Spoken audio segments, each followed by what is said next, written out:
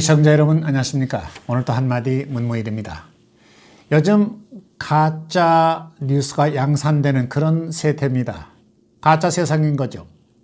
가짜를 제대로 통하게 만들려면 진짜보다 더 진짜다워야 가짜가 가능하겠죠. 역사가 깊은 우리나라가 그 역사 속에 쓸만한 제목들이 그냥 그대로 휩쓸려 흘러간 흔적도 아마 상당할 겁니다. 오늘은 제가 해방전국 얘기를 잠깐 말씀드리겠습니다. 1945년 나라가 해방이 되면서 3명의 지도자가 들어왔습니다. 북에는 김일성, 남에는 이승만, 김구.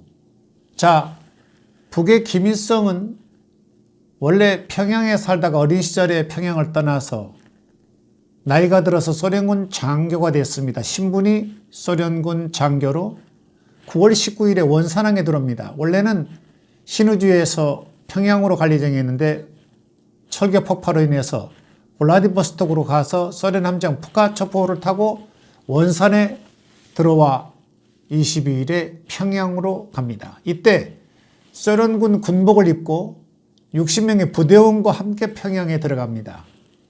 평양의 일식집 다미아에는 소련군 장성에 마련한 회식에 유지들이 모였습니다. 이때 이 사람이 김일성이라고 하면서 장군이라고 하면서 소개를 합니다. 거창한 인물로. 그리고 10월 10일부터 13일까지 조선공산당 이부고도 책임자급 여성자대회가 김일성 주도로 열리게 됩니다. 그리고 10월 14일에 평양 시민 김일성 환영대회가 거창하게 열립니다. 김일성 인지도가 급상승되는 그런 상황이죠. 이때 아이러니컬하게도 조만식 선생이 김일성을 소개하게 됩니다. 이것이 점차적으로 위성국가를 만들려는 소련의 음흉한 작전이 하나하나 펼쳐나가는 과정이고요. 이틀 후인 10월 16일에 호로를 단신 미국에서 이승만 박사가 들어옵니다. 그래서 이승만 박사가 첫 연설에서 그때 영어와 동시에 이렇게 연설하게 되는데 뭉치면 살고 흩어지면 죽는다 이런 연설을 하게 됩니다. 그로부터 한 달 후에 11월 23일에 김구 주석이 14명의 임종요인과 함께 서울에 들어오게 됩니다. 자, 이렇게 해서 3명의 지도자가 남과 북에 자리를 잡게 되는데 결국은 북쪽에는 조선인민민주주의공화국, 남쪽에는 대한민국 정부가 수립이 된 겁니다. 자, 제가 왜 이런 말씀 드리냐면 우리는 역사민족인데 오랜 역사를 통해서 한 사람에 의해서 온 국민들이 섬기며 사는 그런 세상이었습니다. 왕의 나라, 왕의 통치하에 살았던 그런 백성들이었습니다. 옛날 신라 고구려 백제 삼국 한반도가 3개 나라로 쪼개졌는데 제일 오래간 나라가 신라 1000년 그리고 고구려 400년 이상을 통치를 1인 체제로 갔습니다. 왕의 나라. 그리고 조선시대 518년 27명의 왕의 나라. 제왕들이 나라를 통치하다 나라를 잃었습니다. 그런데 그 후에 일본에게 나라를 빼앗기고 36만에 되찾았는데 북에는 아직도 한 사람이 통치를 합니다. 김일성, 김정일, 김정은 3대 세습으로 왔는데 앞으로 어떻게 될지 누가 알겠습니까?